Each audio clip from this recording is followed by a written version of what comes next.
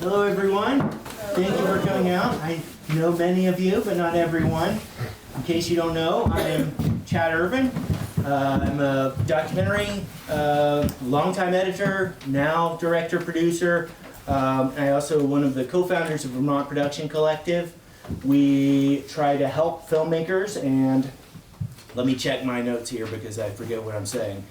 We help media makers build community, support their work, and continued growth through discussions and workshops about industry approaches and trends. That's why we're here doing this today. So, by way of a little sort of big picture framing of this, I think a lot of you know some of this already, but I'm just going to say it out loud.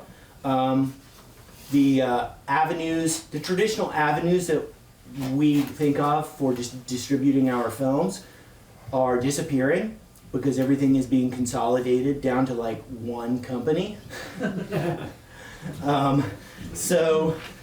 the best case scenario that we used to all shoot for, that festival release that gets you the distribution deal, is going from best case to more like feeling like a lottery ticket.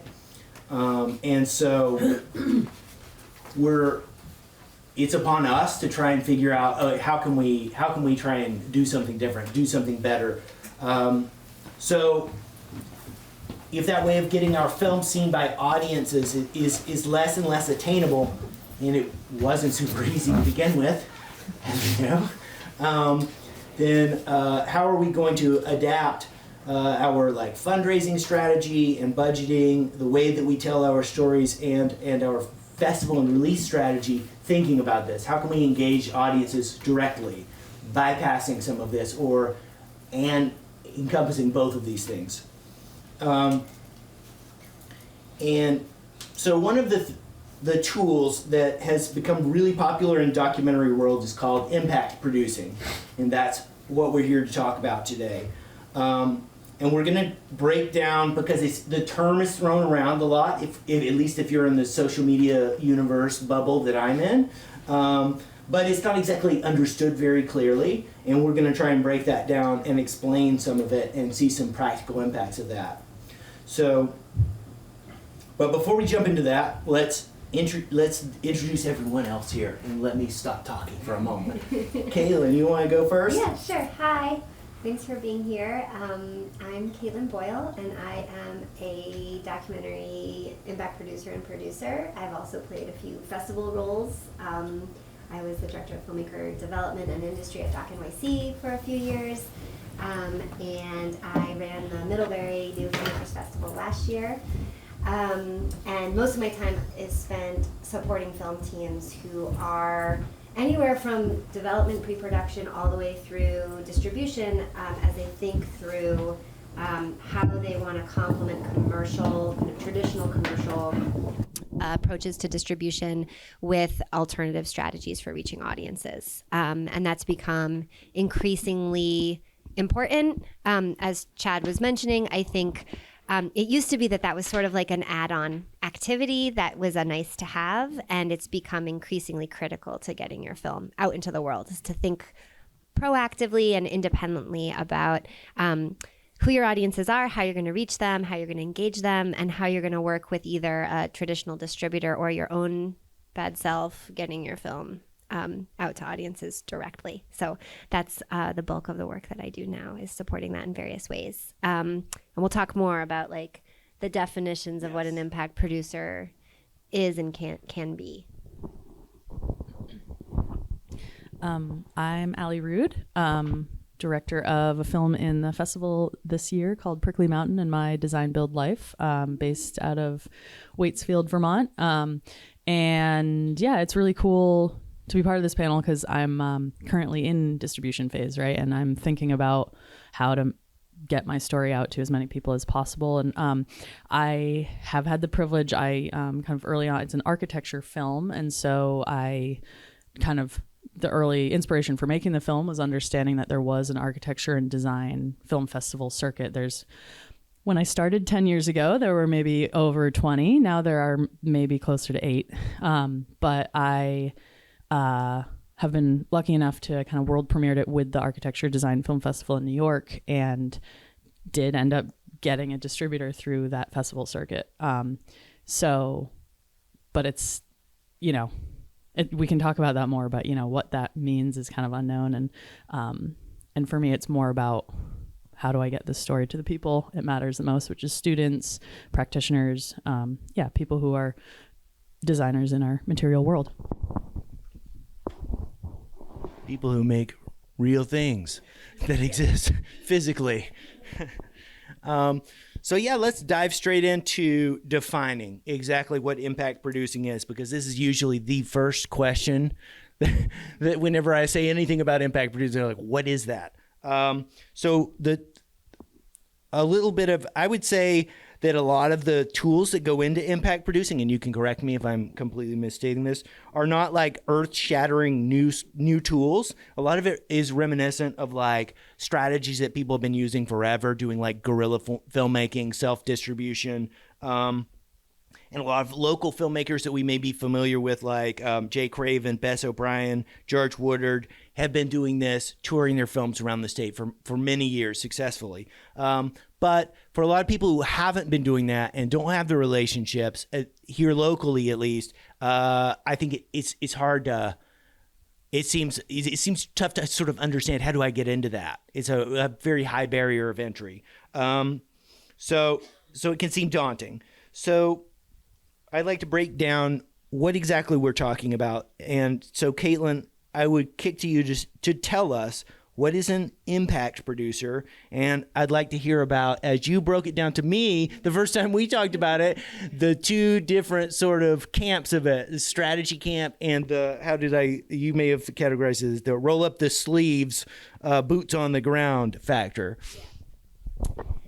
Yeah, so I mean, impact producing is producing. So a lot of the same skill set that you might use if you're a producer are helpful if you're an impact producer. You should be organized. You should be able to make a budget. You should be able to stick to the budget. You should be able to communicate well with people. You should be able to develop a network of resources and contacts and relationships and manage those. You should be able to problem solve on the fly, but also be able to look at the big picture. So a lot of the kind of core like skill set that you might use if you're an impact producer will come from any related producery role that you might have, particularly field producing and line producing, where you're really you're looking at the big picture, but you're also like being super accountable to the plan on a daily basis.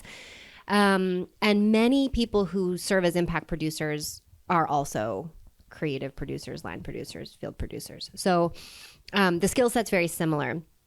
What it means particularly to me is that you are in charge of planning, designing, and executing the tasks of making an impact with the film. And what that means to each film can be very different. So one film might have like a very precise policy goal. It might be like I worked on a film late last year that was made to show the need for better family leave policies across the U.S. And the documentary film showcased several families in states that have paid family leave programs for new parents and for people taking care of elderly parents. And they had a really specific policy goal, which is like, we want to showcase how this works, who it helps, who it benefits, what the pitfalls are, so that other states who are considering paid family leave policies can enact them in their state legislatures. Like, that was the goal, very precise. And that's one version of impact. But there's also projects where the impact is actually more about like reaching a particular audience, like your film. Like maybe your core audience for your film are not sort of like natural film goers who are going to film festivals necessarily or going to films in theaters. They're not cinephiles. But when they see the film, they're like, yes, this is my jam. And so the impact for that film might actually just be making sure that the people in that particular subculture are seeing your film. Maybe they're using it for professional development or for education or for, volunteer recruitment or whatever. So basically what I always tell filmmakers who are like, do I need an impact producer and what is that?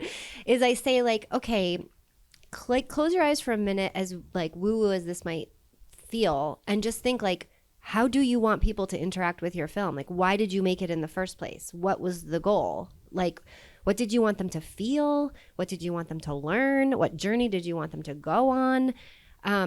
That question can be answered through choices about distribution and choices about impact. And the two are very related. So when your film is done and you are deciding how to bring it out to its public life, you are, just as you produce the making of the film, having to produce what that public life of the film looks like. And that means choices about who you're going to partner with, who you're going to work with, who you're going to hire, and what your goals are for how people see the film and in what settings. So that's a very broad answer, but each particular film has to decide for themselves what that impact is that they're seeking, and then find someone on the existing film team or someone outside of the existing film team to execute that plan. And then the two parts that I had mentioned, that Chad mentioned, there's the strategy piece, and then there's the boots on the ground piece. And the strategy piece really is the big picture thinking, like, what are our goals here? What are our priorities? Where do we most want the film to land? Who do we want to see it? How much money can we raise to make that happen? Can we raise $5,000? Can we raise $1 million? And then building the budget and the sort of articulating the theoretical plan for how you're going to achieve those goals. That's all strategy. And then executing that. Would just say one thing is, Yeah. Would you touch on, in an ideal world, when should a person engage in thinking about that strategy? Yeah, that's a good question. That question often gets answered like this: as soon as possible. It's never too early. But I actually think that's not really true. I think like you can think about it whenever you want to start thinking about it, but the actual real like work of it should probably happen once you know what the project really is shaping up to be. So somewhere around your rough cut to fine cut moment, somewhere in post-production. That's not to say you can't start exploring or educating yourself or building relationships or like informing yourself about the possibilities or entertaining ideas. But until you know, like, this is a feature, not a short, or this is really character driven, or this is really personal, or I'm in the film as a filmmaker, or I'm not. This is a Talking Heads film. This is a verite film. Like, until you really know like what you've got, it's kind of hard to like, you have to start somewhere, right? And so people always, like, I get this question so much, like, when do I start? And also then the second most common question is, how much do I need for an impact campaign? And it's like, well, what do you want to do? You know, like, it's kind of like saying, how much do I need to build a house? It's like, well, what size is the house? Where are you building it? How much does the land cost? Like, is it, you know, post and beam, or is it like a trailer? You know, like, you don't know how to answer that question until you have a sense of what you're looking for. And so you've got to be far enough in your process that you can actually put some like stakes in the ground around what that is.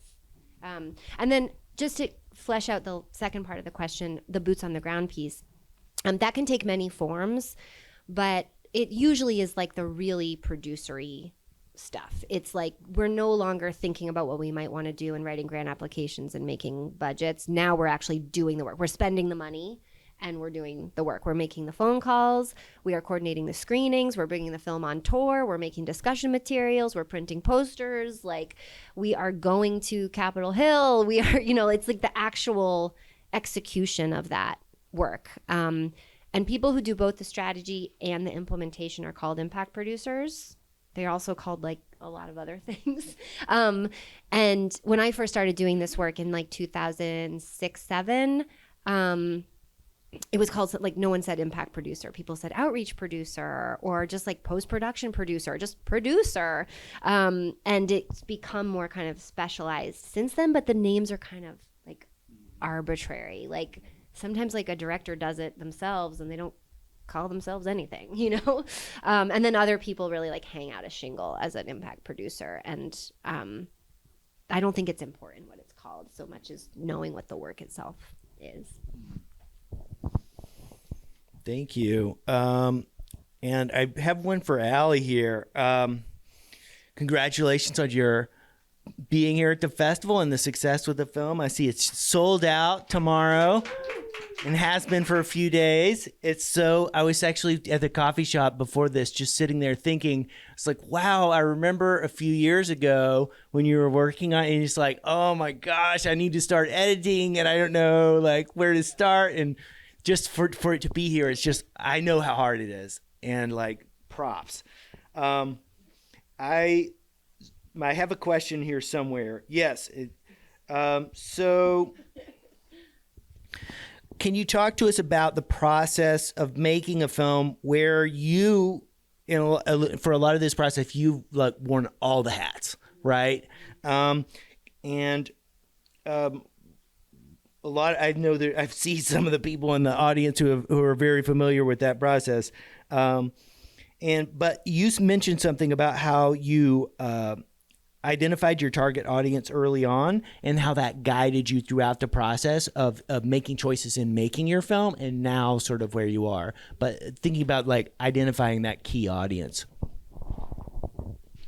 Yeah, it's interesting. I remember I was at the Made Here Film Festival a few years ago, and there was the panel was on kind of knowing your audience. And I think, and I've heard this a lot throughout my career, but it's kind of that like, frequently filmmakers are thinking about their audience at the end of the process, right? They're making it for themselves and they have a really clear kind of idea and guiding light. And that doesn't mean obviously deep success in that process as well. But interestingly, without kind of thinking about it strategically, my inspiration for making the film and probably my guiding energy, sticking to a film for 10 years, was my core target kind of key audience. And for me, it's a personal documentary and it's about an architecture movement just in Warren, Vermont. And it is playing at the Made Here Festival. So if any of you guys didn't get a ticket for tomorrow, there'll be other opportunities. But I think baked into the narrative, my dad is a design build architect and he was the first co-instructor in 1980, Yes Tomorrow Design Build School's first class. And so for my entire childhood and upbringing, I kind of continually heard his kind of want for, why isn't design build more widely practiced and understood, and particularly why are design build programs in universities kind of few and far between. I think that's changed a bit. Most architecture schools have design build courses or practicums now, but that was kind of my driving goal, right? I was like, I want to make sure I can get this story out to young architects, designers, builders, people who are trying to get into this industry, but are going to end up having a similar disillusionment to a lot of professionals in the industry, realizing that their job is predominantly just, clicking a mouse, designing doorknobs or whatever. It's not kind of what they got into it for in the first place. So had a really niche audience, had multiple discussions over the years with really fine directors who were really deeply honest about like, it was a really good experience for me to describe my movie and for them to not understand the importance of it and like straight up tell me like I would never watch that film. And I just kept pushing forward because I was like, you're not my target audience. So that was really helpful. And I never kind of got caught up, to be honest, in anyone's opinion, because it was like, I'm making this thing. I'm the director. I'm fundraising. I'm self-funding. I'm editing, or I actually didn't edit the film. I'm doing all the jobs, including now distributing. And I think I'm just kind of shocked now. I look back and I kind of realize like that was a really helpful thing and maybe not the sexiest thing necessarily. And I think it guided me in the right ways. I don't think, luckily I didn't have big influence from people that expected anything. So I was still able to know my audience, but craft the narrative that I was meant to craft. Yeah, I think that I don't remember when it was that you were turning that corner. I remember we had a conversation like that about it, and you described it and was so close to you that I told you the news that the directors generally don't like to hear. I said, Allie, I think you have to be in the film. And you're like, and I think you are, right? I don't want to take full credit for it, but yeah, it's like, Plus a lot of people, yeah. okay. You and Corey Hendrickson, my DP, and yeah, lots of my executive producer. Everyone just kept telling me that, and it was like, okay, I think finally divorce myself from the I know that I'm just a character in my film. That's not me necessarily. I mean, it is me, but yeah. It's a hard thing to do. I've a lot of times the films I edited, the producer director I was working with was also in the film, and so it was always like, it's like, listen, you're gonna look stupid sometimes, and I have to make you look stupid so that you're real for the audience. So one of the things that I think about this, and I think this is really, really important about knowing your target audience, and I'm gonna get to this. Turn the corner into like practical action. The key, what I put down here is the important thing is that you're not preaching to the choir, but you're engaging a community of evangelists who will push your film forward. And this, I made a film last summer. It's still going around and doing the Impact Tour circles called Gone Guys. And we knew very much going in that our target audience, the people who immediately, when I described the film and were like, yes, thank you, make that film, were parents and educators. So I knew the first audience I needed to engage in outreach was going to be parents and educators. I needed to get them at the first screenings. I needed to get them on panels. And then, let me not get ahead of myself. And knowing that this is how the film was going to be used, and that the whole idea was we're going to show a film and there's going to be a discussion afterwards, shaped the duration of the film, it shaped the way the film was edited, it shaped everything about it. So our film is 45 minutes long, which is a lesson that I think I sort of took away from Join or Die, which I edited, and is like 90 minutes. And is a really good civic focused film. But after a 90-minute film, you're ready to go home. So we specifically did Gone Guys, 45 minutes. So you still have some energy. You're a little bit fired up when it ends, and the audience will be engaged in the conversation afterwards. So they don't feel like their job is done. I think part of what, and I jotted this down when you were talking earlier, is getting past thinking about when the credits roll being the end of the process for the film. What you need to think about is what is the action going to happen after that, whether it's a discussion or whether it's what is the audience member going to do. You need to take that in mind. So what we did is we had a round of screenings that we hosted ourselves around the state. Like, I think ultimately ended up being like 12-ish, where we did all of the planning. We got researched panelists, and one of the important things for us was to find panelists who were local to the community, so that it wasn't a filmmaker talk back at the end. It was the audience being able to engage with local leaders who are engaged, like teachers, counselors. Actually, a really important thing was to get some young people there too, so that you could get the young voices, get some multi-generational perspectives. And after our self-hosted screenings, the next phase that we then leaned into was opening up community-hosted screenings.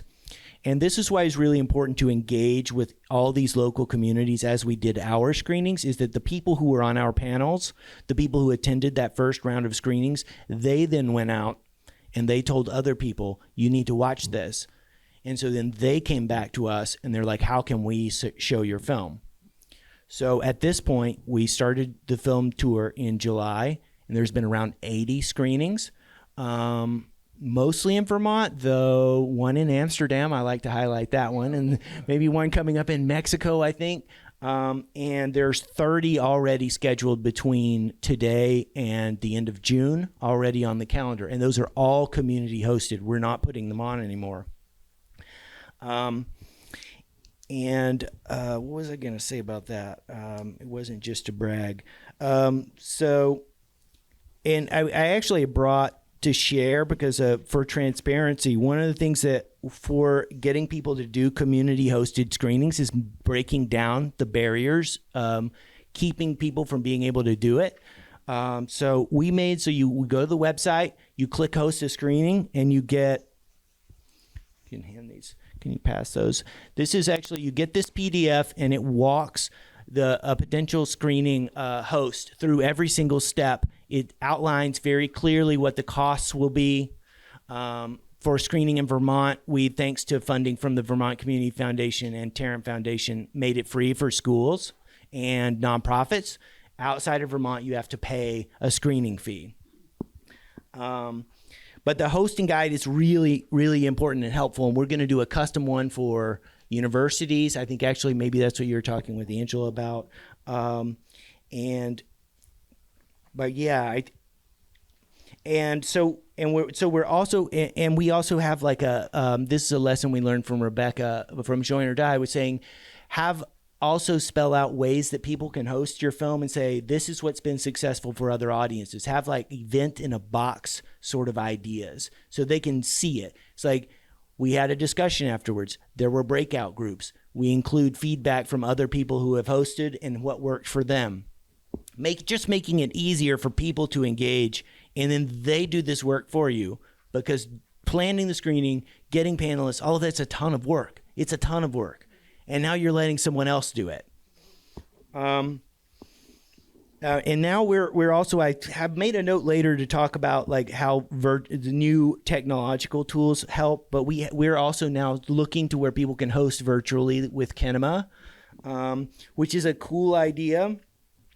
And we'll see. We do prefer people doing in person though. Now I wanted to see. So a lot of what we've talked about has to do very much with documentary. It's very much issue-based. People are going to be driven to drive action on some sort of topic. And something we talked about before we did this is I really wanted to also touch on how maybe some of these tools could be used by a fiction filmmaker. And you said you had ideas on it. And so yeah. I want to kick it to you. Yeah, sure. I think these tools can be used for anything. It's sort of most like obvious how to engage specific identity or affinity based audiences for social issue documentaries, because like if you make a film about architecture, you're like architects, if you make a film about boys and young men in crisis, you can be like teachers and parents, and it's really kind of it's not easy, but it's like more transparent. It's less opaque, like how to get there. When you have a narrative film, sometimes, or even a documentary that is like, let's say, not expert driven, not talking heads driven. Maybe it's like all verite. It's very personal. It's more impressionistic or auteur driven.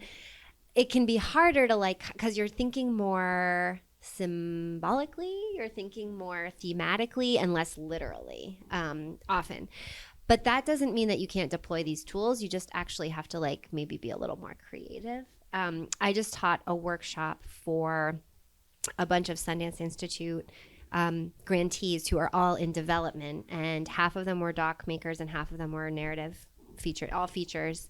And they were all in the same group, and we talked about like, should we divide them up? Should we have them be in separate groups? And we're like, no, like it's really all the same skills. It's just you are maybe having to like dig a little deeper if you're making a narrative film. But one of the tricks is to think about who your protagonists are or antagonist is, who your kind of core characters are. That's going to be who your audience is, at least as a first line audience. So if you have a film about like a struggling creative in Los Angeles who's like juggling new parenthood while they like, decide to leave LA during the wildfires, which was an example of one of these narrative films, it's like, okay, like who is that guy? Okay, he's like a 38-year-old, zillennial who's experiencing parenthood for the first time and trying to balance a career with like his wife who wants to homestead, on a cabin in the Sierras. And it's like, okay, well, there's like a group of people for whom that story is like, that's me, And so like, let's think about who they are. What do they belong to? What social media platforms are they on? What books do they read? Where do they go? Where do they hang out? What bars do they go to? What beer do they drink? You're thinking about just how to find that real life audience based on that core protagonist, and their struggles and their evolution over the course of the film. And that's pretty much what you're doing with the documentary too. You're like, who is at the heart of this story? And I like how you say, like, you knew your audience was people for whom you pitched, or you said the log line, or you're like, I'm making a film about this, and they're like, oh my God, we need that.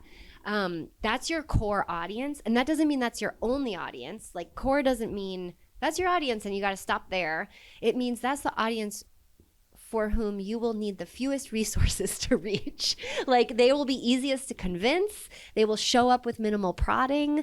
They will drive 100 miles to go see your film. They will show up and talk afterward. They will send you unsolicited emails afterward. Like, they are the people who will become your proselytizers and who will help you keep your marketing impact budget lower, because they will do that work for you through word of mouth and enthusiasm, etc.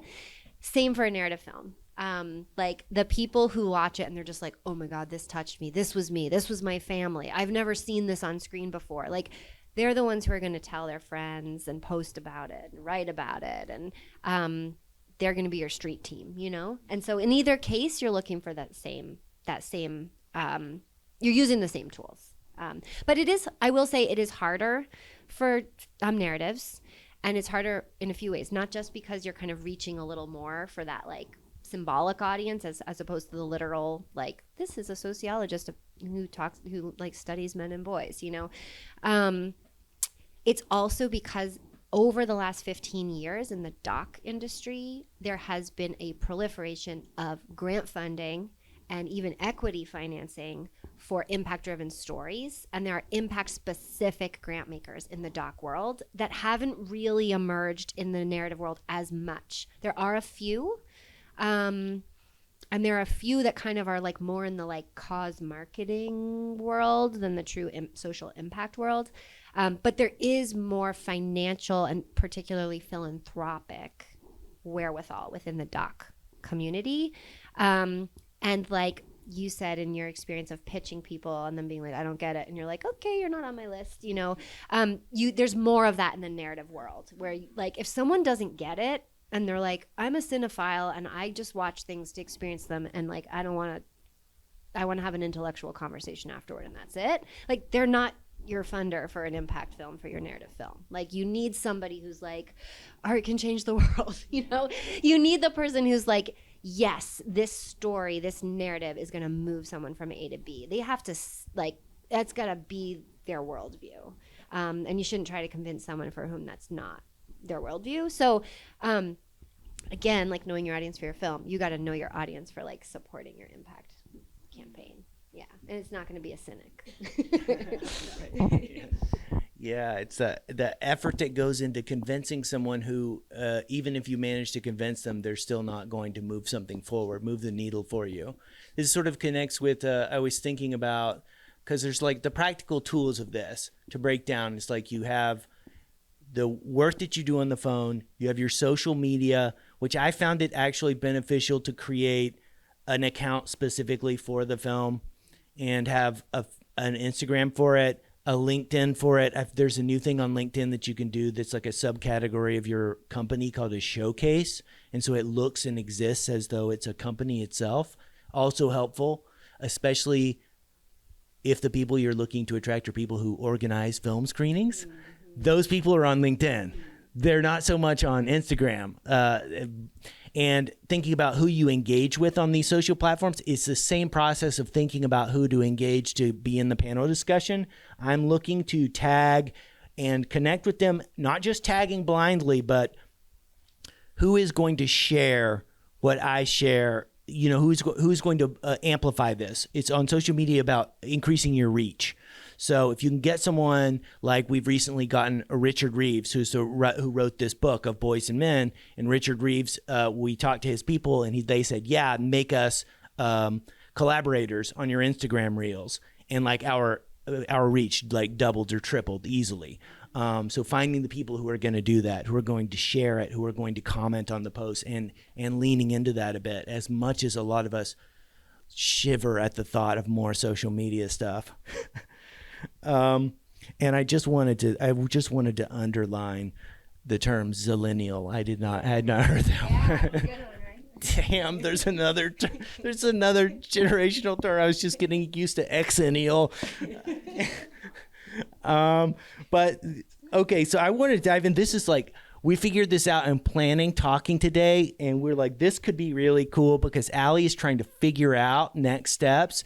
And you in our emails were like, why don't we just do it live during the event? So we're going to, Allie and Caitlin, talk about Allie's film. What is the impact strategy Allie should take? And so I will pass the mic back to you guys.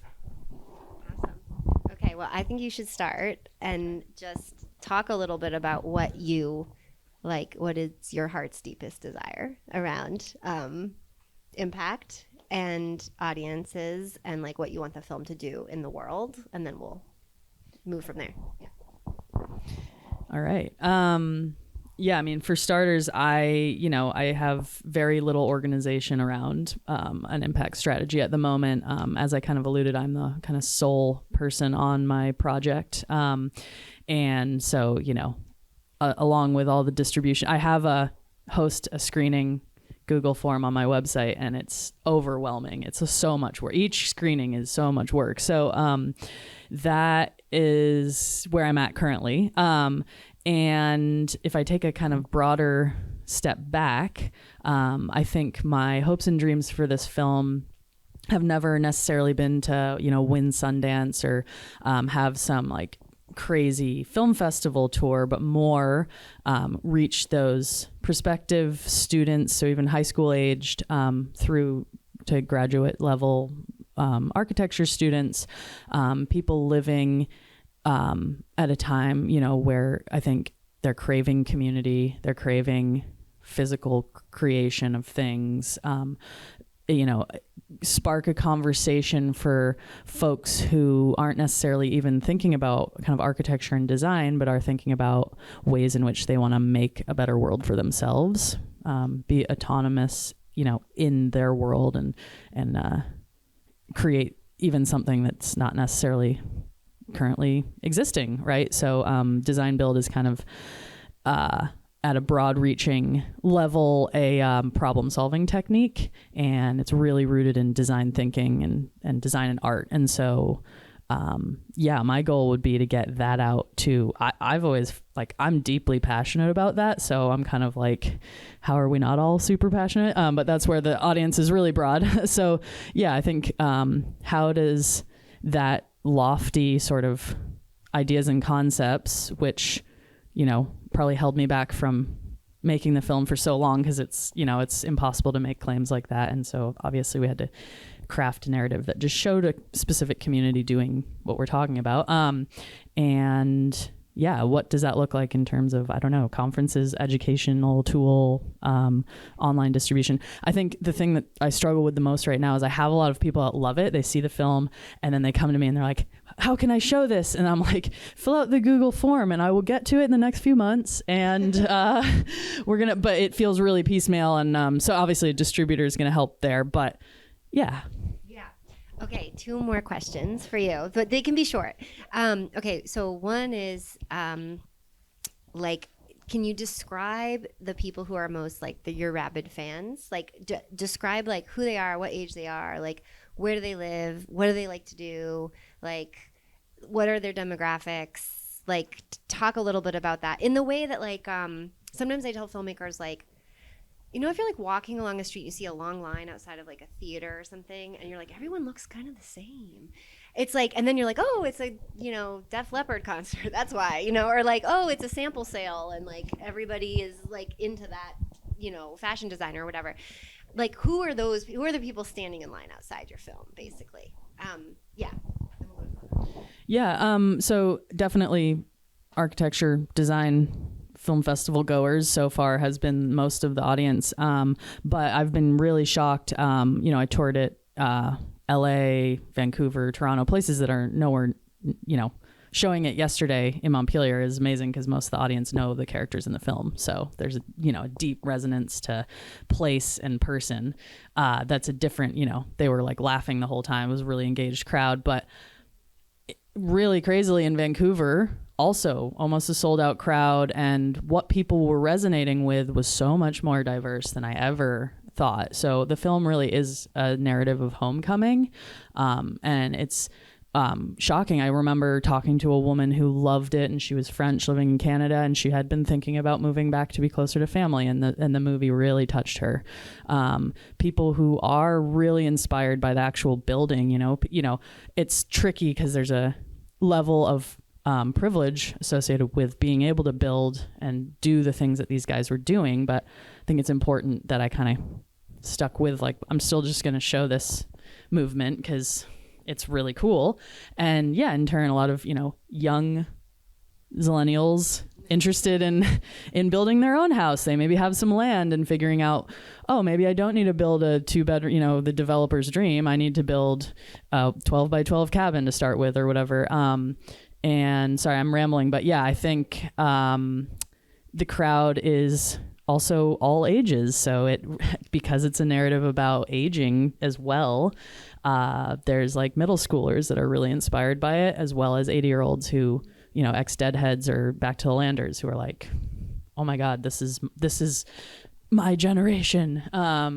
So generally though, they're like optimists, dreamers, people who are like not happy with the state of the union, and people who are hungry to make change. Okay, and then what was my final question? Oh yeah, my final question was, and these are things I ask and would encourage you to ask of your own films. What's a problem that you want to solve? Like, you want the catalyst for the solution to be your film. So like, this is the problem. Someone watches the film and they're like, I see my way to the next thing, or the film is like a tool that gets you to that solution. It doesn't, and like most films, it's like, not to be too reductive, it's like films propose like multiple solutions and there's nuance, but like if you are going to be reductive, like what would be a problem that you'd solve? Yeah, I actually just saw the Sun Ra documentary. I don't know how many people saw that, but similar concepts there, right? It's how do you envision a world that doesn't exist, or a problem solve? How do you envision? So the broad-reaching theme is that we live in an age where we interact with an iPhone. It's this like perfect jewel-like thing, and we're not thinking about how it was made, where those materials came from. Everything is just perfect. And it's like this pressure that the David was just some stroke of genius, and that there wasn't a lifetime of work to get to that point. And so I think my biggest goal is that someone watches it and can like deeply embrace the power of being an amateur and just trying to do something because you're just interested in it, not the external pressure of you need to be perfect at it, or that the project even ever needs to get finished. That was another kind of audience member that was really inspired, that, instead of seeing all these unfinished projects in his life as like a negative, the narrative flipped it for him, and suddenly he was like, it's all part of the process, man.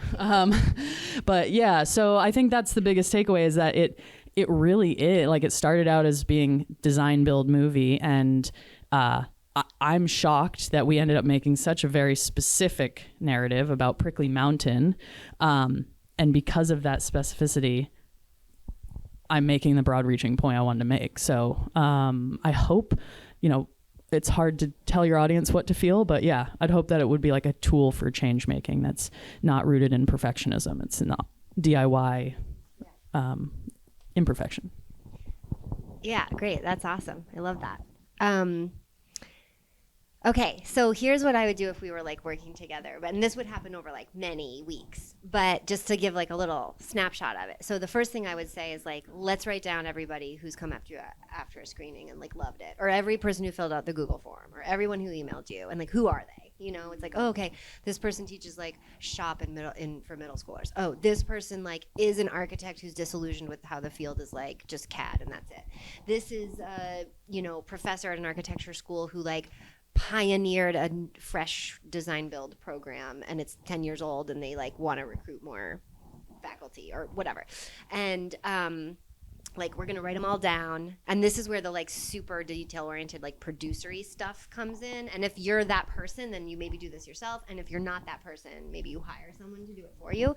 But it's like we're gonna write all those down and we're gonna like put them into buckets and be like, there's this type, there's this type, there's this type of person, and then we're gonna brainstorm like, you know, on top of that, like, oh, are there geographic, like your film set in Vermont, so like Vermonters are going to be like your true believers, you know, and they're going to like get it and they're going to come out and they like know the people in the film and whatever. But like maybe New Englanders after that, and then maybe like Northeasterners after that, or maybe there's like an analog on the West Coast that's like actually more into it than someone in like Maine or whatever. And so we would go through really like sort of like nerdily wonkily, we would go through like all of these types of people and just like make lists of like who's like them.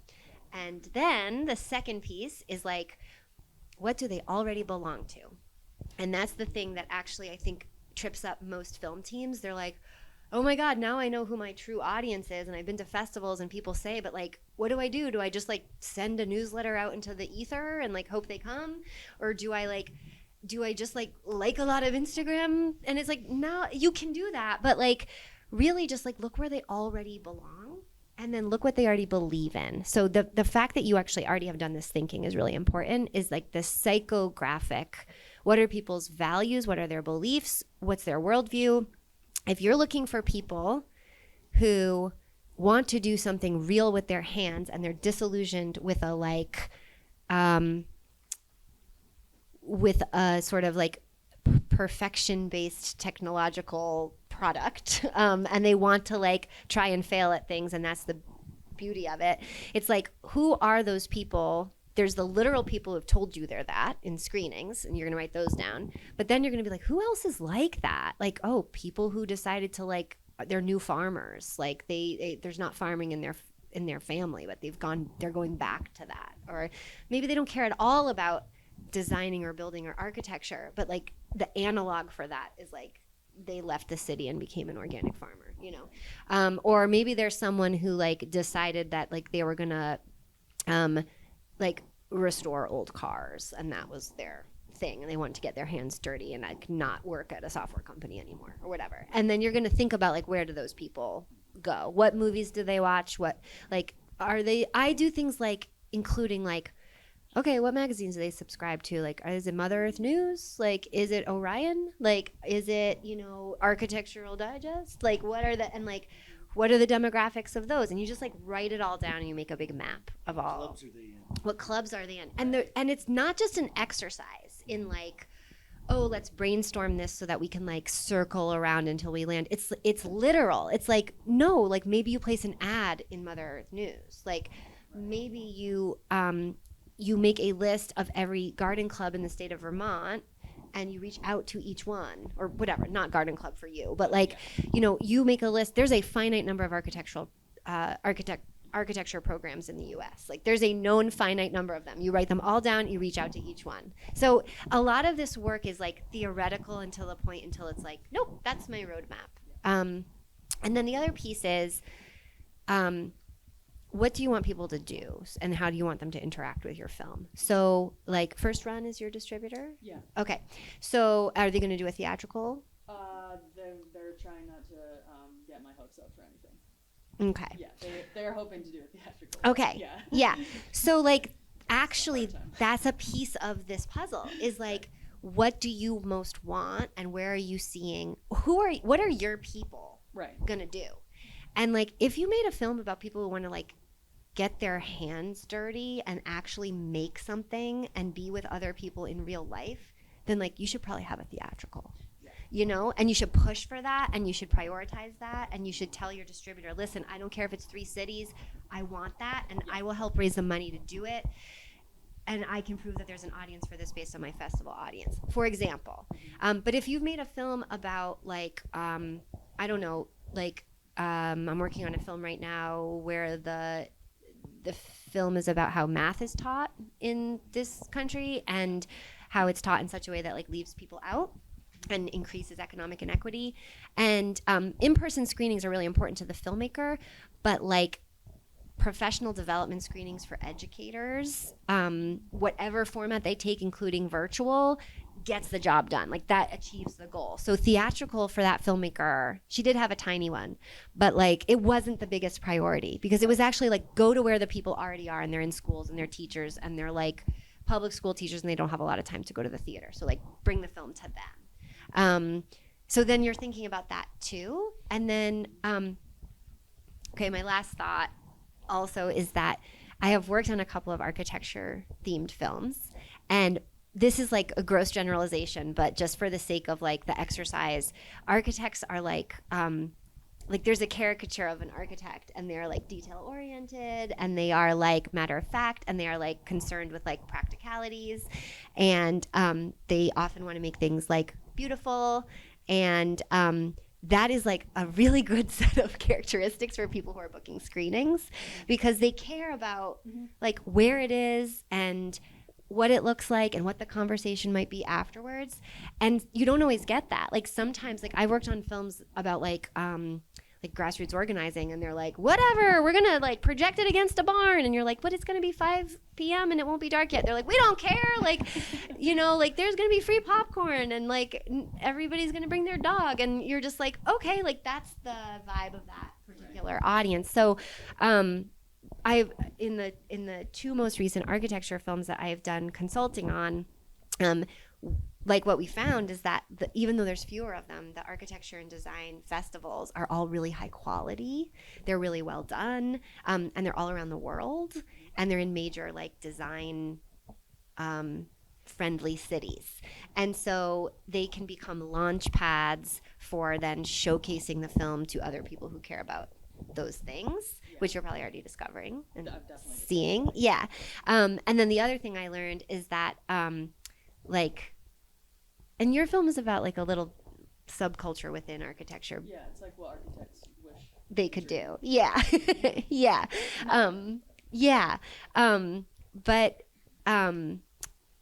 there's a poetic sort of like philosophical side that in the 2 films that I worked on, where like the architects in both films, like they had that idealism that you're describing. Like they became architects because they believed that it could change the world in some way.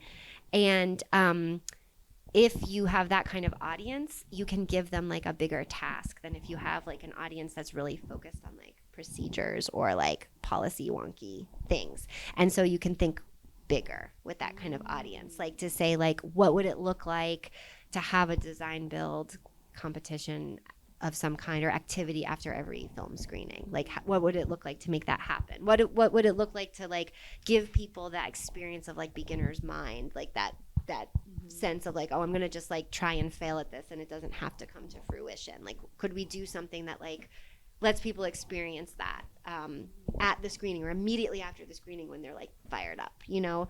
And I think in your case, your audience would be into that. Whereas like another film's audience might be like, we don't get it, you know? So I would like ideate in that direction. Yeah, cool. Yeah. Do you have thoughts, questions? That is, yeah. It's definitely, like I said, with it being this like huge, daunting task right now of like Excel spreadsheet, and it's really cool to think about it both at a much more kind of broad level and granular, and it kind of moves the energy a little bit more. So that's been cool. I think one of the things that I've picked up on, and you sort of said this at the beginning, is that a lot of this is a skill set that you have as a producer. There's the way that you approach things as a producer. And so I think part of it is like us mind shifting around and not thinking of the film as being finished when it is shown on the screen. The Impact Campaign is you're producing that now, not the film. Yeah. So like one of the things that jumped out when you guys were just talking, I was thinking about your high responders, the people who were like I loved your film. Yeah, et cetera, et cetera. And it's like, that's when you, as a producer, follow up and say, thank you so much. Who else do you think would like to watch this? What clubs are you in? Well, who should I reach out to, right? You're producing it just like you would if you're finding people to participate in a documentary. I did a similar thing for me is look at people like your posts, hopefully, maybe if you post something. Who are they? Follow them back. What do they follow? Who else are they sharing? Start following them. Start sharing their stuff. Social media is social. People respond to it's not just sending out press releases, it's interacting with people who are already talking about this same sort of stuff. And you just sort of get your film out into that mix of what people are talking about. And one thing is I say this and I just like, please don't throw any tomatoes at me. But like the list of the garden club thing, like immediately, because I've started doing this because we're all going to have to, is you want to find all architecture clubs in New England, you can type that into like a chatbot AI and like, God help us, but it is so freaking fast. And it can say, like I did, give me all screening venues in Vermont. And the thing made me a list that would have taken me hours and hours as a good starting point. A lot of things, you have to check it. They may be closed, but you know, it is a great starting point. And as it was, my friend Ben says, as a starting point for writing things, he'll often have the AI write like a first draft, and it's so bad it makes him angry enough to do the second draft. I would say don't be afraid. I've realized that with my Google hosted Gmail that I get like their AI, so I've started using it more. But I do want. I cringe as I use it, but it is a great tool. And when you're a small team, when you're like, we're 2 people, you're one person doing your thing. A lot of us are one person teams. It's like, you know, if you can save yourself a half day doing like some sort of thing like this, or at least getting a first draft, why wouldn't you? I think the way I've started thinking about it is the tech bros. Sorry to roughly categorize people that way, but the way the tech industry has been characterizing the benefit of tech tools is they're showing all the ways it can do creative work, because to them, that's the thing they don't understand. And so it's like, look, yeah, now you don't need a designer. Now you don't look at all this stuff. And we're like, wait, you're like just proposing taking our jobs away. So now I'm looking at being like, wait, but I like suck at writing contracts. And I'm not good at doing this. I'm going to figure out how to use AI to do this other stuff that I'm not good at. So I'll just throw that out there.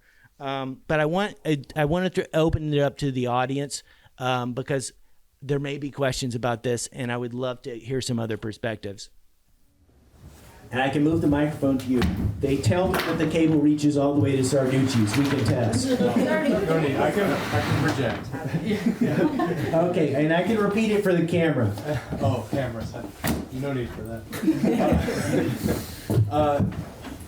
Congrats on the distribution deal. Thank you. That's great. What's I find sort of remarkable is that the onus is still on the filmmaker, still on the producer to make sure that the audience shows up. So I guess my question is broadly, what role does the distributor, and I know this is, a big tent, but what role do they play? Do they enlist or deploy their own impact producers? What role do they have or responsibility to also sort of activate their own campaign? Or does it really truly fall back on the producing team? Yeah, I'll kick this over to you. I would say one of the things, we talked to some distributors and like who were interested in doing Gone Guys stuff, but to me, like they were not excited enough, and it was almost like they're doing us a favor. And I was like, we're actually doing pretty well, and we're just going to keep doing what we're doing. But yeah, it very much is. Yeah. So I think it has always been true, even in this sort of like more of a golden era of distribution, which like probably never really existed, but maybe 20 years ago there was a little bit more like muscle behind most distribution efforts.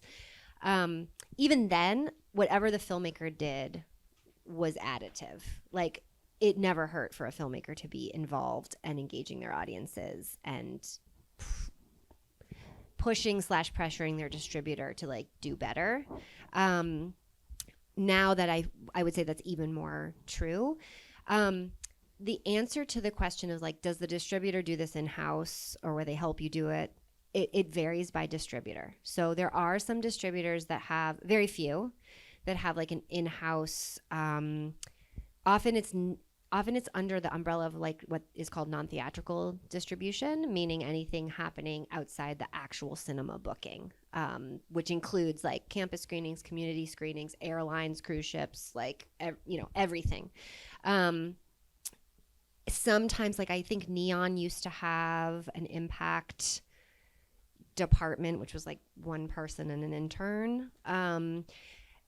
I get calls from the distributors saying like, what are you doing? They subcontract out, but here's something very critical to understand financially. If you get a distribution deal, let's say it has an MG, minimum guarantee. If you do, great. That's very rare now. But if you get one, any money that distributor spends is going to be your money. So yeah, against the MG. So you're not going to, so if they hire someone like me or a bigger firm and they spend $30,000, $40,000 on grassroots audience engagement, impact screenings, you are not going to see your revenue split from any of that revenue that comes in from those efforts until you have made back your minimum guarantee, which they have no incentive to do.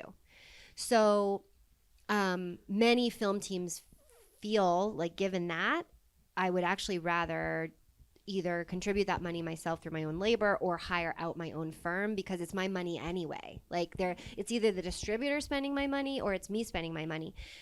What the distributor cannot do typically, there's like some exceptions to this, is use philanthropic funds to do it, but you can as a filmmaker. So the best possible scenario is that you get a commercial distributor who is collaborative and good communicators, and you have the same vision and you're on the same page about what you want to accomplish.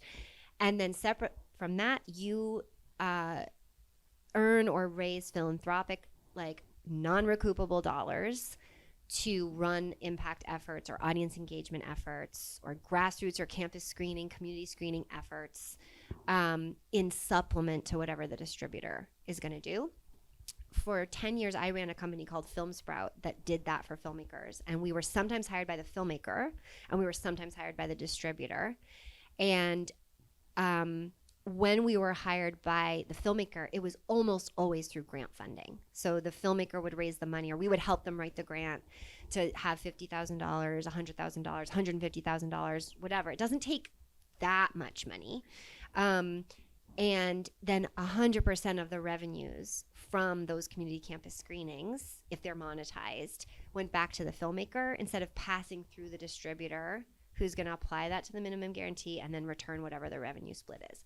So that's like the complicated world of it. The other thing I would just share about that is that distributors are going to do, in general, even small ones that are like nimble and have small staffs and only take a few, have small slates, they have like a recipe that they follow, and they like onboard a film and they move it through the pipeline. They do they hire this publicist that they know, and that publicist contacts those film critics, and they hire this social media person that they know, and they use their in-house person for some stuff, and they use the booker that they know, and they use the graphic designer that they know, and they just push you through the process. Even the good ones, it's not necessarily a bad thing, but they're not thinking out of the box. And they might try some different firms. They might be happy with this firm and think this firm did a good job, and try to make nimble choices around that. But in order to have any kind of economy of scale where they can actually like hope to make any money in a like field that's not easy to make money in, they have to like routinize some of what they're doing. And so if you want any kind of like creative thinking or like out of the box thinking or experimentation or just like wild ideas that you just like try out and see if they fail, like you are going to have to do that yourself. They're inherently conservative because they just can't afford to lose the money. So like do it yourself or hire your own team of people who are going to kind of help you do it yourself. And in a best case scenario, you're your distributor is like on board with that effort, you know, and they're like rooting for you, and usually they are. Usually they're like, yeah, you know your film better than we do, and yeah. There's incentive. Yes. Yeah, and everything you do can only help, right? You can't hurt your own film by trying. So, yeah. Yeah. Yeah. Yeah. Anyone else? Yes. I've just heard that there's scammers out there for not talking big Hollywood studios, but distribution companies that scam. I haven't been scammed, I'm glad to say, but that they go out of business so they don't have like lawsuits against them. Have you heard these horror stories? I hope you haven't. But have you? There was one sort of famous one. Was it? Is that it? There's been quite a few. I would say, like, I'm not aware, not to say that there's no such thing as a scam, but I'm not aware of like scam per se, but more like bad business practices, and a company like runs out of money, goes bankrupt, closes down, sells to a larger entity, and like screws the filmmakers over in the process. Probably that wasn't their intention. Like, they weren't out to scam, but their business failed. Or in some cases, like a little fish gets sold to a bigger fish, and the bigger fish just like doesn't care. And that has happened a number of times. There was a distributor called Passion River a few years ago, went out of business, sold to a bigger company, and it became clear that they hadn't really paid out revenues to filmmakers that they were contractually obligated to pay. And that was actually kind of like a David and Goliath success story. The filmmakers who got screwed over like banded together actually and ended up sort of collective bargaining in an informal way to get the new company to honor some of those commitments. It was not perfect. There have been a few examples like that. That said, I will say, like, there are, I don't want to say trolls, but like film teams increasingly in the last several years, as AI has like become more accessible, filmmakers will send me stuff like, is this legit? Is this legit? Like offers. And I would say, like, if you have to ask, it's not legit. Like, there are a lot of those. Like, and there's a lot of stuff that's like not necessarily a scam, but it's like, we'll put your film up on this platform that you have never heard of. And if you have never heard of it, like, neither has anyone else, and it's not going to be worth it. So I would be like skeptical in that sense. My movie's up on Flixify. Check it out if you can find it. Yeah. And ask other filmmakers. That's the other thing. It's like, just ask your peers for support, and ask. Oh, that was something I was just going to say about the whole AI thing. I hate AI. So like, my counter argument to your thing, I know what you mean. Like, getting a bad first draft is sometimes very helpful. But there's resources out there that are like more authentic. Like, look at the other films about architecture that have come out in the last 10 years and see where they filmed, see where they screened. Reach out to the filmmakers. Do you have a list? Yes, it's 8 years old. That's okay. That's a bad first draft too. You know, like, those contacts are not necessarily still valid, but you got a working list you can build off of. And the other thing I will say is that doing that painstaking research of like figuring out every garden club in Vermont or whatever teaches you things too. So even though it's not as fast, kind of like to your point about like, you know, like, you're learning just by trying. And so like, if you're building that list by hand, you're also learning like, oh, this website is like from 1992. Like, these people probably are not going to be able to like host a movie, but this one is like really like slick, and like, it's run by this like, you know, up and coming like young person who's like also doing this other thing. And AI is not going to tell you that. They're just going to return a list. So you learn things by doing it at a snail's pace that is hard to replicate. So there is some value to it, even though it is slow. Anyway, my anti-AI.